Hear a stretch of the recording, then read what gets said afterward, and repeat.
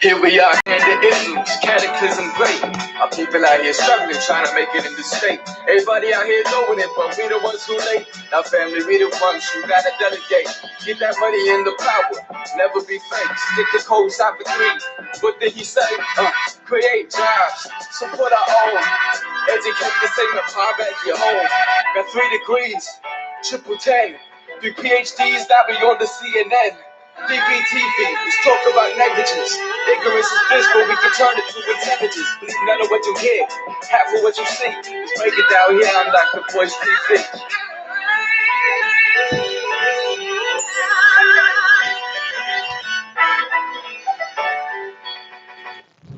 Hey, what's going on, Black people? I hope you guys are having a good day. I'm Dr. Boyce Watkins from Your Black World, and welcome to drboycetv.com, the home for intelligent Black people. So if you're Black and intelligent, welcome. If you're not Black intelligent, you may want to get the fuck out, because this conversation is going to probably confuse you and frustrate you, because we don't hold anything back. And also, we try to make sure we are progressing our community, as opposed to engaging in all the backward niggatry that exists in social media and mainstream media. Anyway, good morning, everybody. I see Brand, and I saw Mark Harris in there, man. Mark Harris, I'm gonna tell you, Mark Harris, I say his name every time I see it, because Mark Harris is part of the new Black Hollywood. He's made a lot of great movies that you guys should check out. One was called Black Coffee. The other one, I believe it was called Black and Privileged. Right, Mark? Type the title of your films in there, man, because I think everybody needs to know about Mark Harris. Seriously, like, he needs to be at the top of your list. This brother's excellent, and I remember when I saw his movie Black Coffee, I was watching the movie with an ex associate that I was in a relationship with for about 4 years, who shall remain nameless. And we watched this movie because we'd heard it was so good. A lot of people gave it good reviews, and I watched it and I said, okay, whoever made this movie, I need to know who the director or the writer of the script was, because there's no way somebody could have made a movie like this and not be connected. We're connected on some level. And now, I'm not trying to sit here and say I'm the originator of all things Black and intelligent. I'm not claiming that at all. But I was like, this guy watches my podcast. Whoever wrote this, they're part of my tribe. Like, there's no way. This is a relative. I know the work of a relative when I see it, because that kind of Black intelligence just doesn't. It's not normal. It's not normal for a Black person to actually think Black people are supposed to get along and love each other, right? It's not normal for Black people to believe that Black people should have our own businesses. It's not normal for somebody to believe that Black people can actually come out of a disagreement without somebody getting shot, killed, stabbed, beat up, cussed out, peed on, or whatever, right? So I was like, this script is too good. I'm having a reaction here, because I'm used to the bullshit that comes out of Hollywood so much that I just don't know how to react when the movie actually is something that isn't going to kill my brain cells and destroy my community. And then I looked it up. Check this out. So I looked it up. I found out that Mark Harris and I were already Facebook friends, and that literally he lived 3 blocks away from me in Southside Chicago. I kid you not. Hyde Park was where I had a place at the time, and Mark lived a few blocks away from me. And I hit him up on Facebook. I said, man, I saw your movie. It was great. He said, yeah. He said, I've been your Facebook friend for years, and I comment on your page, and you never responded. And I felt like an asshole at that point. I was very embarrassed, because this man, in my mind, Mark Harris is like a Martin Scorsese level type person. I don't give a shit about the Hollywood types, because when you got this much brilliance in your own community, this much power in your own melanin, why you got to go outside your community to find something good? Like, you got it all right here. It's all right there. The gold is buried in your backyard. So can I get an amen? Give me an amen in the chat if you're Black and beautiful and intelligent, and you believe Black people are the greatest in the world. You just type an amen, or type a true yes, I agree, whatever it is you want to say. What's going on, Jabari? How you doing, man? I hope your event with Dr. Claude Anderson went well. He had Dr. Claude Anderson in Baltimore, and I went to spend 5 hours with Dr. Anderson last week. And got to pay respect to the OGs and the elders, and I love this man. He's like a relative to me, and we had a great time when we talked about Black people the entire time. He doesn't just talk about Black people in public; he talks about Black people in private all the time. And what impresses me about him and Louis Farrakhan in particular is that I've never seen 2 men in their 80s with so much intellectual energy. Same thing with the minister. I sat with him for 2.5 hours. he talked about black people the entire time, and it was like having my own one-on-one Louis Farrakhan speech. Which I mean, if you go up admiring this man the way I did, it's kind of overwhelming. It's like, wow, this is extraordinary.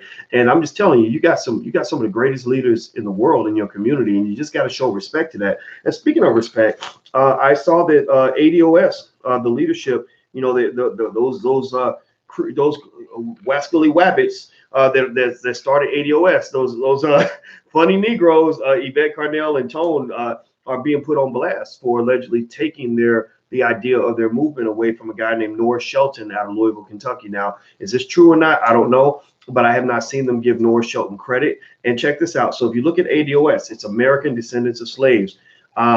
There's another movement that was Descendants of American Slaves. So basically DOAS versus ADOS. So literally, you're taking the A, you move the A to the front of the fucking word and change the name, and then don't want to give no credit, right? So here's what's interesting, right? So the reason that this got my attention is because I got a long email from a lady who was really pissed about it. She's from my hometown of Louisville, Kentucky, and he's from Louisville, which is actually where the ADOS crew had their last convention. They had their last convention in Louisville, Kentucky, and Pastor Kevin Cosby, his church, St. Stephen's Church, hosted it, Simmons College and all that. And I've known these people. I introduced that pastor to Yvette Carnell. So I knew this. I was like, wait, I know this. Like, this is my city. Like, I introduced these people. Like, they're right there in the city. So this movement, they probably knew about this. This guy was a student of, what the hell? Like, I was like, this has got to be a mistake. And so anyway, I just hit back and said, look, I'll look into this because I think this is crazy. I think we got to show respect to the elders who cleared the path before we came along. You can't just grab an idea and act like you're the first one who ever did it. You're not the first one to talk about reparations. We had ancestors generations ago who were talking about this, having these debates. So I think it's kind of weird for us to act like we're the first ones to ever do it. Like, so for example, I believe deeply in Black economic empowerment, but shit, am I the first Black man or Black woman in history to talk about Black people owning their own shit? Give me a yes or no. Yes or no. Is Boyce Watkins the first person to ever talk about, Black people building wealth? Am I the first person to ever talk about, Black people owning assets? No, I'm not. It would be crazy for me to talk about it and not give credit to Garvey and Dr. Claude Anderson and all the people. And there's many A.G. Gaston, a whole lot of people, right? Before me who were doing this. I'm just building off of their work. Even Martin Luther King, right before he got killed, was talking about, going to Washington, picking up the check, how much land was given away to whites, all that. And he died right before my career kind of took off. So I kind of feel like, hey, this is cool. I get to kind of take off where he left off, and maybe we can finish this thing. Like he ran the first 200 meters and he handed the baton to me, and I'm going to try to run my fat ass. I'm going to run as fast as I can to the finish line and see. I can't run like Dr. King, but I'm going to run my ass off. So anyway, my point is to say that, so here's what happened on Twitter. You can follow all the interesting stuff that's going on Twitter. So basically, I think Tone Antonio More goes and says, we never heard of their movement. We don't know who this guy is, blah, blah, blah. And the guy literally puts a screenshot of a phone call that he allegedly had with Antonio. Like, he's like, no, you knew about my shit. Like, you knew that I did this. You knew about this movement. We debated this. And Yvette was arguing, like she does. She argues all the time. She's kind of an unhappy person in that way. And he talked about it. So I just kind of felt it's the right thing to do to kind of talk about this because, just stop lying, and I think even with the Pastor Cosby and everybody else is connected to all this. I mean, what did he do to you that's making you feel like he can't be included in whatever's going on with this? Because again, ADOS ain't nothing but DOAS with the A moved to the front of the word. Like, it's literally the same fucking letters, just a different order. That's weird to me. What else is interesting? Here's another interesting thing going on. I thought I would just kind of do a quick scan. There's so much negativity happening in the world and niggatry going on and interesting things happening. And I'm not gonna focus on the negativity though, because it's too early in the morning to be negative. I was already negative. I mean, I brought up Yvette Carnell's name, which is enough to like make the temperature in the room drop by about 10 degrees, right? Because she's always pretty unhappy about everything.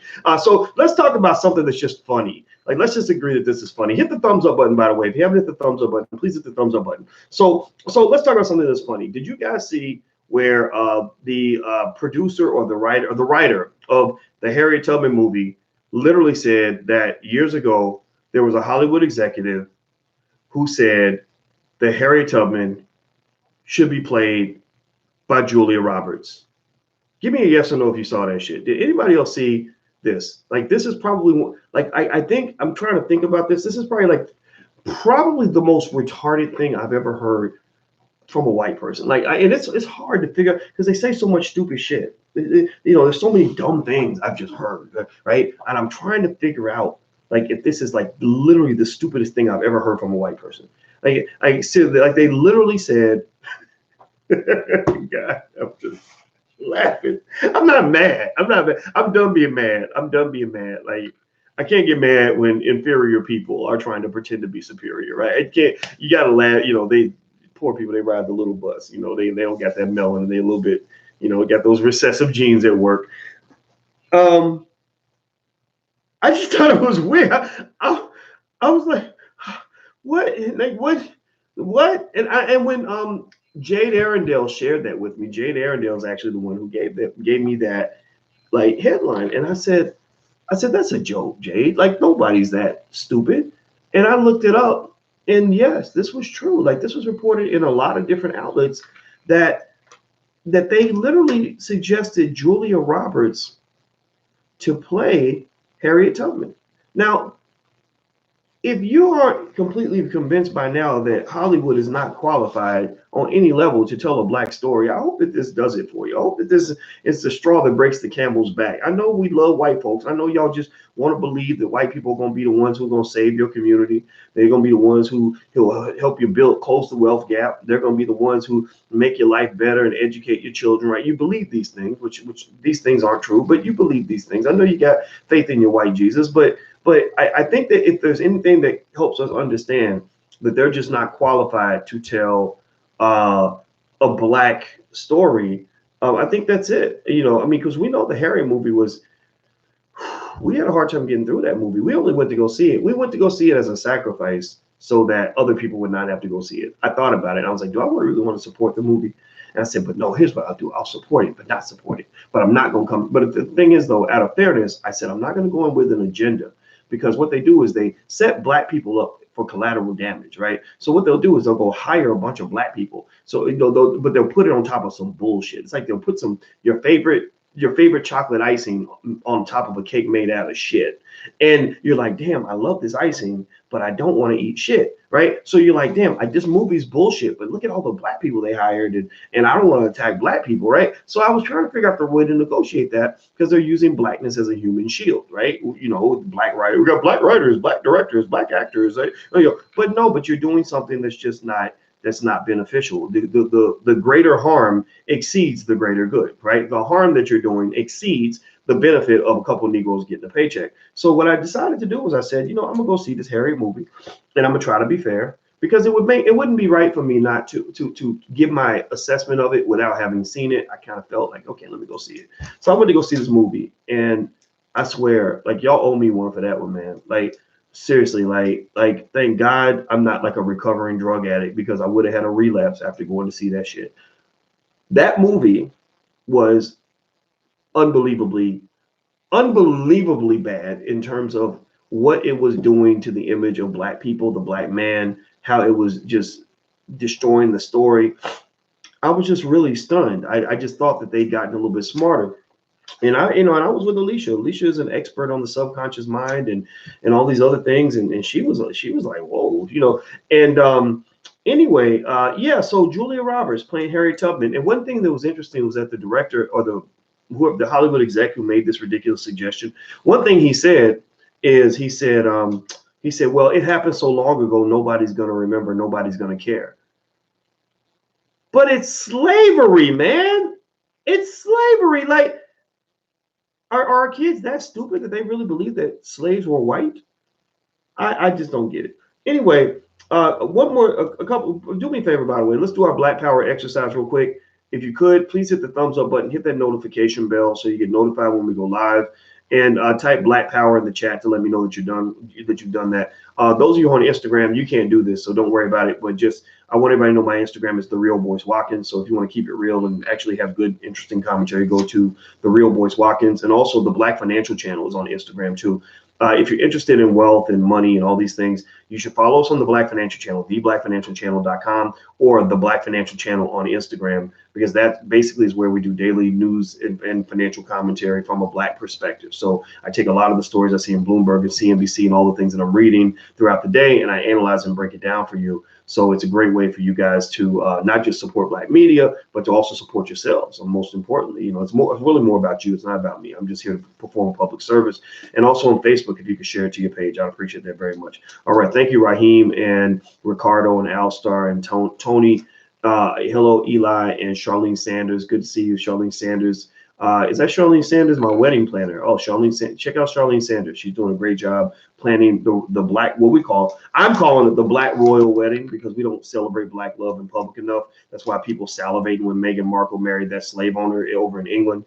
Anyway, those sorts of things should not excite us, in my opinion. So what I decided to do was I said, when we get married, when I marry Alicia, I want everybody to come. Everybody's invited. It's going to be Southside Chicago, 7/11/2020, 7/11/2020. Easy day to remember.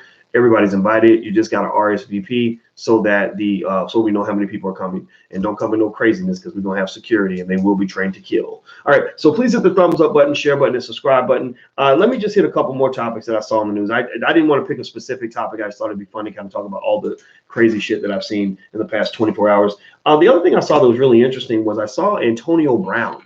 Antonio Brown, who had just the opportunity of a lifetime, who had the chance to play for the Raiders, who look like they're probably going to make the playoffs this year. Then he had a chance to play for the Patriots, who look like they might win a Super Bowl this year, and he could have helped the Raiders, go from being good to great. He could have helped the Patriots go from great to greater.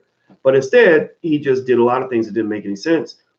They were kind of crazy. I don't know what his strategy is. Maybe he's got some genius master plan deep down, because you know how it is. Like when you're talking about what another brother's doing, people are like, no, dog, he got to figure it out, man. He trying to work the game.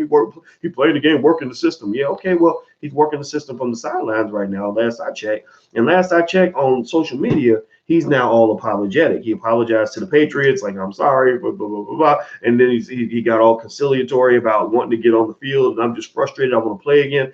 And I feel very, very bad for him, because I feel like some of these guys that are in their 20s, they need mentors, man. They need mentors that will tell them the truth about certain things, and they're not getting that. Now I have young guys that I mentor. I have some athletes and entertainers and stuff that follow me and reach out and stuff. And I'm always happy to give advice. And I just think everybody needs somebody who's going to give them advice who isn't trying to make money off of them. I feel like Antonio Brown, I don't know if he has a bunch of yes people around him.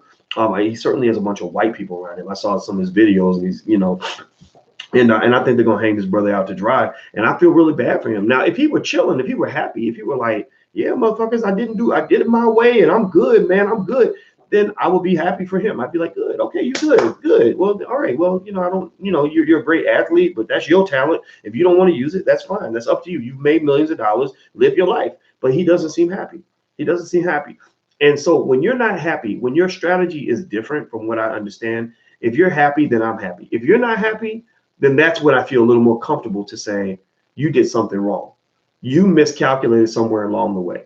There was some point where you got some bad fucking advice and it put you on the sidelines. And the NFL, the NFL is a plantation to a certain extent. LeBron is right. In the NFL, I told you guys 1,000 times, I'm not a big fan of sending all of our Black boys to enlist themselves into the great NFL army, or signing up, trying to get drafted by an NFL team. I think that's a waste of your life, honestly, and it's a waste of your brain, because a lot of these guys get brain damage. But for the guys that want to do it, I support that. And the thing is, if you have talent, they'll bend over backwards for you. Antonio Brown is, second to none talent-wise. So why is he not on an NFL team? Like, you got to be an ultimate grade A asshole to not get a shot on somebody's roster, at that point. So I wish him the best, but I felt bad when I see him kind of breaking down and apologizing and all these other things. I'm kind of like, man, well, if you're going to be an asshole, at least stick to it. Like, if that's the policy you're choosing, stay with that, right? Just that, like that, if that's your thing. But when you stay with it for a while and then you waver,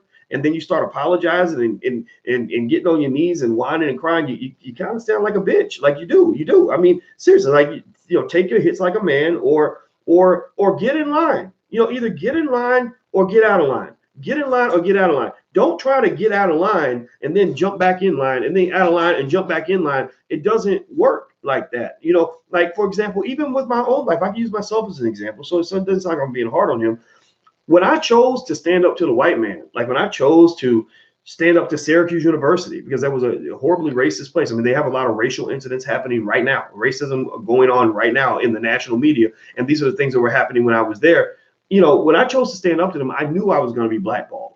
When I stood up to them, I knew that I was going to pay a price. I knew that I was going, oh, Charlene, oh, I'm sorry, Charlene Sanders, I'm sorry, Charlene, we got a wedding planner named Charlene, and I know Charlene Sanders from Louisville. Yeah, well, I know who you are, girl. I'm not going to talk about exactly how I know you because that's your business. But yeah, it's nothing bad. It's nothing sinister. It's not like she was like, I caught her smoking crack or nothing. No, but Charlene, we go way back. So good to see you, girl. Good, nice to see you, Charlene. And I'm sorry I got it wrong. I apologize.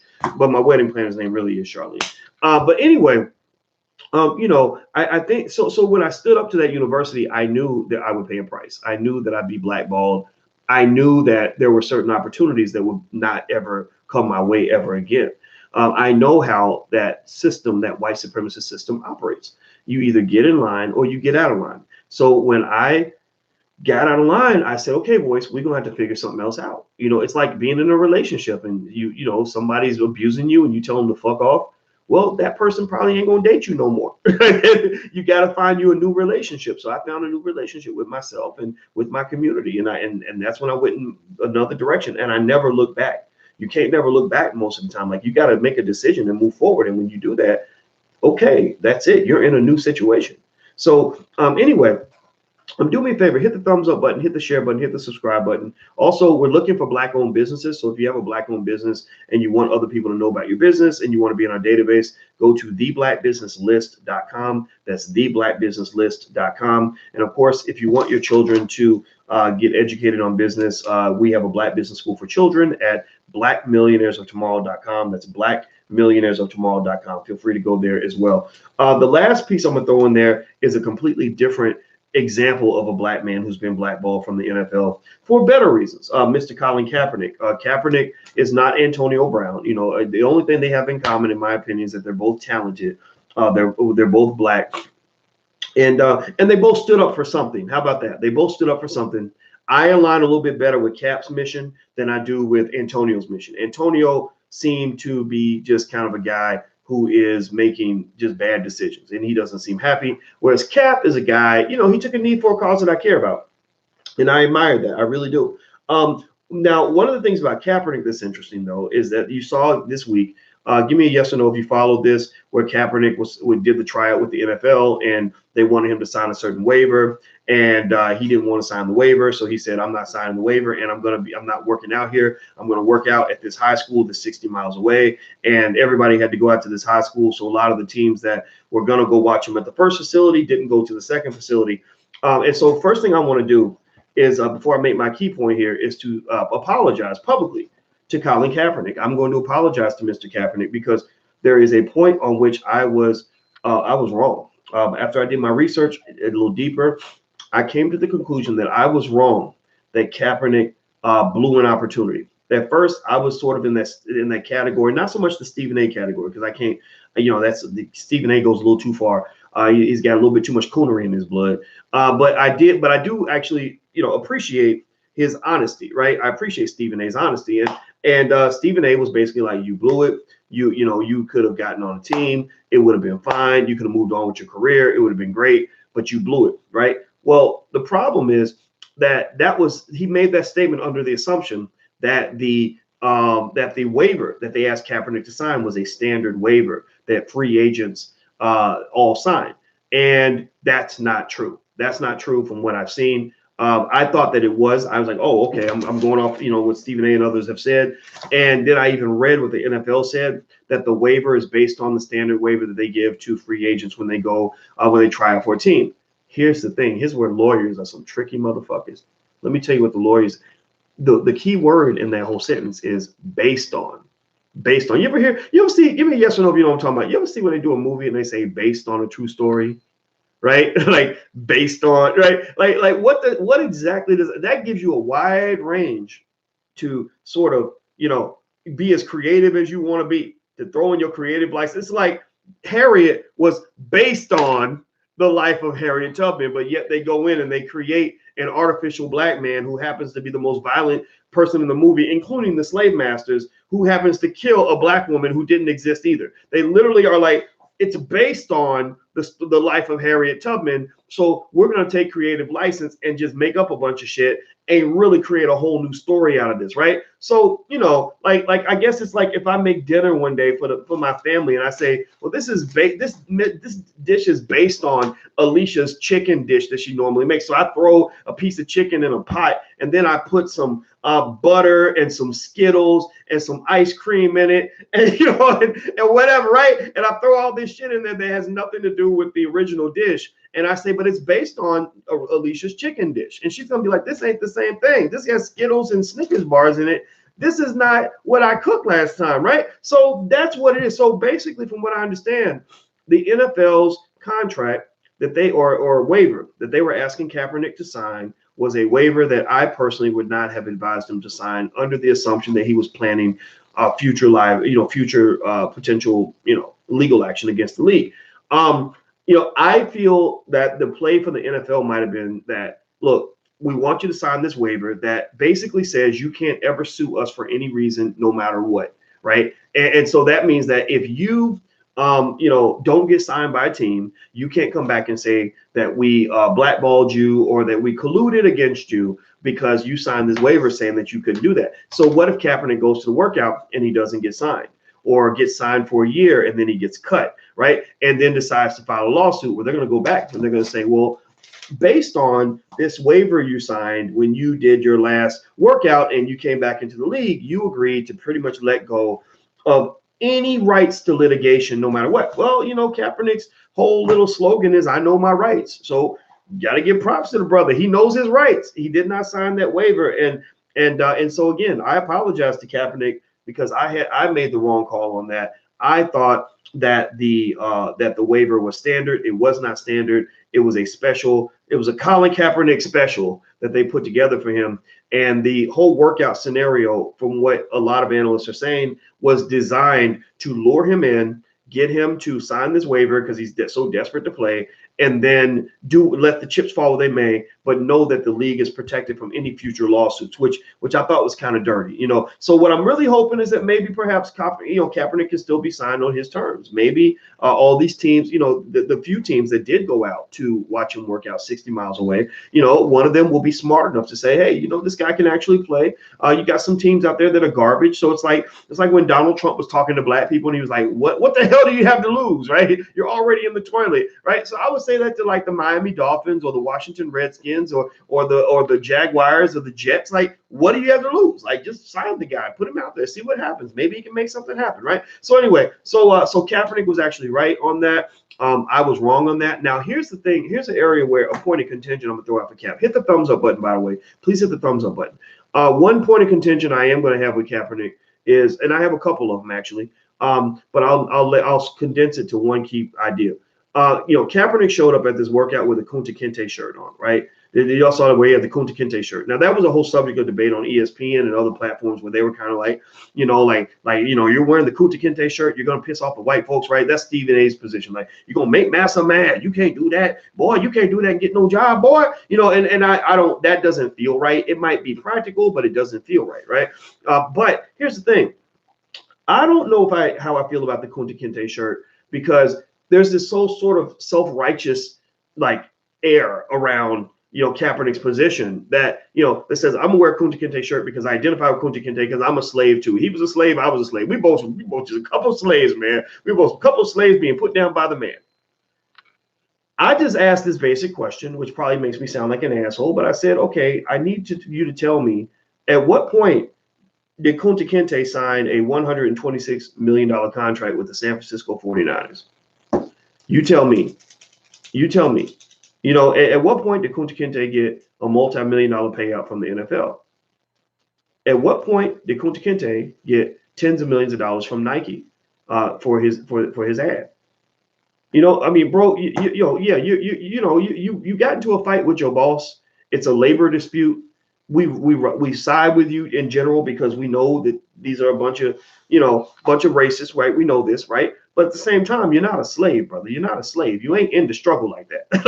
like this is not, and I'm not saying that it's bad. I'm not saying that you can't support, but it ain't the same damn thing. And the other thing too is, I see, sometimes I would see the Twitter and him and Eric Reed kind of talking. They're quoting Malcolm X and calling Jay-Z a dirty capitalist and all these other things. And I never understood that because I'm like, all of y'all some millionaire motherfuckers. Like if give me a yes or no. How many of you in this room make less money than Colin Kaepernick? Yes or no? How many of you in this room have a lower family income than Colin Kaepernick? Give me a yes or no if you make less money. Give me a yes if you make less money than Colin Kaepernick. So say it in the chat. Let me know how many of you make less money than Colin Kaepernick. And if I see one single no, then I need you to give me your phone number because we need to do business because we got some projects we're trying to fund because that means you a rich motherfucker. Seriously, like anybody in here make more money than Colin Kaepernick. Type no if you make more than him. Yes if you make less than him. Right now here's the point. It's not to say that you can't identify with his cause, but I think you have to be cautious about sort of over connecting to this idea that his struggle is the same as your struggle. It ain't quite the same. Same thing with Byron Allen. I told you guys, I support Byron Allen too, but I understand business and I understand, why Byron Allen is laying his arguments out the way he's laying them out. In fact, if you're in the Black Business School tonight, we're doing a lecture where I'm going to continue dissecting his Breakfast Club interview because there's so much to learn. And actually, this morning I got an interesting text message from Charlemagne about some stuff. I'm gonna analyze it a little bit, and then I'm gonna come back to you guys with what we talked about, assuming that he's okay with this. But here's the thing, Byron sort of lays out his argument against Comcast in a way that is strategically designed to pull you into the conversation. Like he's sort of saying, like, look, they're doing this to me. They could do this to anybody. They could do this to all of y'all. It's like, no, you're in a multi-billion-dollar fight. Like that's not the same as somebody who's homeless on the street who's trying to get by. But it doesn't. But at the same time, it doesn't mean that we can't learn from what he says and we can't possibly benefit. But remember that you have to be very careful about Black people embracing this idea of sort of honoring, honoring high-level capitalists in these big epic battles against the man. Because what you might fall into the trap of is what white people actually made the mistake of doing, which is falling into trickle-down economics. Trickle-down economics occurred during the Reagan era, where basically a lot of people supported the wealthy and their ability to get massive tax breaks because the wealthy said, if we're successful, then everybody will win. We'll create jobs for everybody. Everybody's going to win. Well, no, there's a difference between a Black millionaire and a Black millionaire who's working hard to really create lots of Black jobs and to benefit and to make sure his success spreads and connects to the entire Black community, right? So I'm not saying that these guys aren't in that category at all. I'm not saying that at all. What I'm saying is that, as much as Kaepernick might want to call Jay-Z a corrupt capitalist and everything else, remember, they're both trying to get money out of the same pot. In fact, both of them have been very successful at getting access to a lot of NFL money that you and a lot of us will never ever see. And so I think somebody said, Dr. Boyce, you pretend like you're in the struggle or something like that. And no, I don't pretend like I'm poor. I don't feel like it would be appropriate for me to pretend like I'm poor because number one, that I'm not poor. And then number two, if I'm talking to you about building wealth, it would kind of make sense that I actually have some wealth, right? That I can actually say, yeah, when I invested in this condo, this is what we did, or when I started this business, this is how we did it, or when I invest in the stock market, this is what I buy, right? So yeah, so I don't think I'm not pretending on any level that I'm just some average dude off the street. In fact, if I were an average dude off the street, I wouldn't be talking to you right now because I would have nothing, in my opinion, to really add to the discussion. I speak to you because I'm a PhD who has gone through some things, who understands finances and business and economics at an extremely high level, and also have a love for the Black community, right? So I'm able to come in as a teacher, but also at the same time as a student, right? Because as a leader, you understand leadership is service. Ultimately, leadership is service. So you are catapulted to an elevated status in the community, but ultimately you're not in an elevated status. You're actually supposed to simultaneously serve as the lower foundation that helps to uplift the community, right? So on one hand, you get the benefits of being celebrated because you are in a leadership capacity, but when the shit gets real, your sacrifice is typically going to have to be greater than anybody else's, or almost everybody else's. In China, they have a saying that says, the fattest pig always gets slaughtered. So when you lay yourself out there as the fattest pig and you say, I'm the lion, I'm the head, I'm the king of this, well, the king is supposed to be the first person to go out there and die if the battle really goes down, right? So ultimately, leadership is service. So never forget that, guys, because you can't sort of think that it's always easy, it's always fun, things like that, because it's not. All right. So anyway, so with that said about Kaepernick, I think sort of throwing around these accusations, oh, you're a dirty capitalist. I think they got to be careful about that, because honestly, all of them benefit from NFL capitalism. I mean, literally every single one of them. Jay-Z, Stephen A, Kaepernick, Eric Reed. The difference is that Jay-Z and Stephen A are a little older and more mature in terms of what they've sort of seen. Kaepernick and Eric Reed have the youthful energy and idealism that comes with extraordinary leadership and activism. However, at the end of the day, it's not like any of these guys are people who are on the outside of the system really fighting to undermine the system. None of these guys are Malcolm X, right? Malcolm X is not a guy who would ever in a million years sit around and say, fuck the NFL, where's my paycheck? Like, Malcolm X was not a guy who would, criticize the white man and then go try to work for the white man at the same time, right? That's the difference. And I think that's something that people miss. So I think that sort of wearing the Kunta Kinte shirt, it's one thing if it was, first of all, Kunta Kinte, he was a character in a movie, right? And so I don't really know why the Kunta Kinte shirt was worn. It reminds me of like when Prince used to walk around and do stuff and pretend to be a slave, right? Yeah, you can kind of make an argument that you don't have as much freedom as you'd like to have, but you're not a slave, right? Slaves don't sign $100 million contracts. So I'm not dissing on Kaepernick on that end. I'm just saying that, like, if I came out and said I'm Kunta Kinte because I wanted to make $3 million for my business deal and they're only paying me $1 million and that ain't right, I think y'all probably laugh at me. Y'all be like, no, boys, like, you don't even know that's not a real struggle, boys. That's not a real slave kind of issue, right? My grandfather was a sharecropper. He grew up on a farm and in a community where all the black people were sharecroppers, and they have stories that are unbelievable about what it was actually like to be a sharecropper, not even a slave, but just a sharecropper. So I think that we, when we use these analogies and kind of throw them around like, oh, the NFL is a big plantation. Yeah, it kind of is, but you don't really actually have to be there, and they are going to pay you millions of dollars to be on the plantation. So you can actually go do something else if you think that that's going to be better for you. Slaves didn't really have such an easy choice. Their choice was either slavery or death. They did have a choice, but it wasn't a good one. It was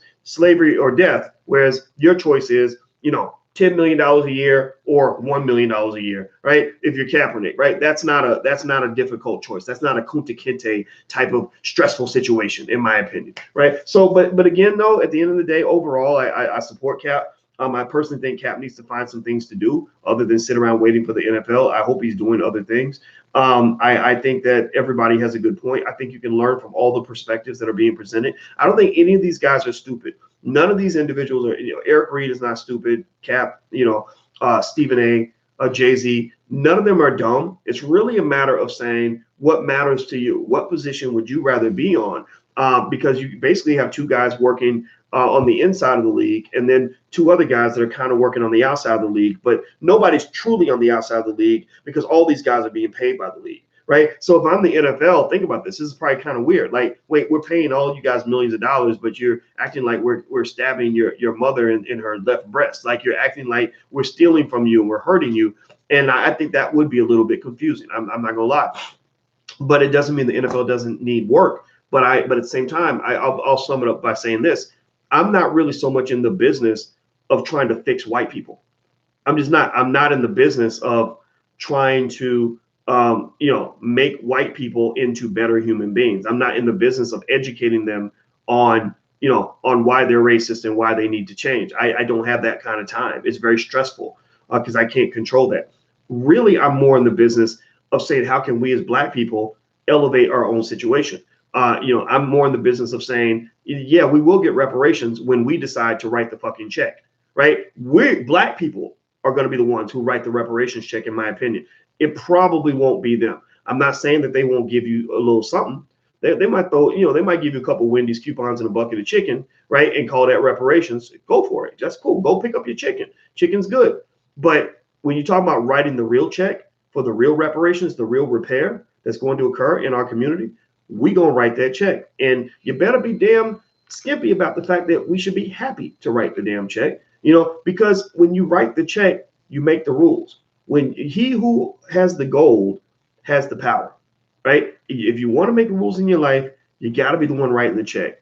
Don't allow your oppressor to take that power away from you, because you have the ability to write your own check. In fact, you got $1.3 trillion to work with, which is more than 95% of most countries on this planet. That's my final point. That's my conclusion. I'm about to go. Do me a favor. Please hit the thumbs up button. If you're on Facebook, please share this to your page. On Instagram, my Instagram is The Real Boyce Watkins. And later on today, I'll go live on theblackfinancialchannel.com. So if you haven't subscribed to the Black Financial Channel, where we do financial news and commentary from a Black perspective every single day, go to theblackfinancialchannel.com. Make sure that you do that. Make sure you're doing something financial for your family. Like, I know it's fun to get together and talk every morning, but I need to know that you're making progress in your life, so that when I see you on the street, if you run into me on the street, first thing I want you to do is tell me how your life is different because we engage with each other. I don't just want to be famous. Fuck fame. This is not what this is about. This is about progress. So even if you're making baby steps, start taking those damn steps to start moving forward with your life, because you're a winner. You deserve the best. Your children deserve the best. So go be black and go be powerful. I love you guys. Have a great day. I'll see you guys soon. Take care. Peace.